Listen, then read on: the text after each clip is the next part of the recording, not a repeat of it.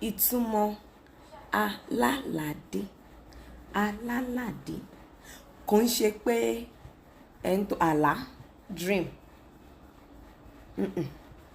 alálàdé àlá white not àlá dream.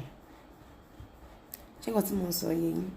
tó bá sọ pé alálàdé alálàdé, it is not the dreamer has come, it is the holder of àlá has come, which means because àlá yẹn àwọn tí wọ́n máa ń bọ òrìṣà nígbà yẹn ni, so ẹni tí ó jẹ́ pé ó mú dání ó ti dé àbí devotee ẹ̀ ó ti dé, ìtumọ̀ orúkọ yẹn nìyẹn. kò ń ṣe wípé alálàdé the dreamer has come, devotee has come. ẹ ṣé.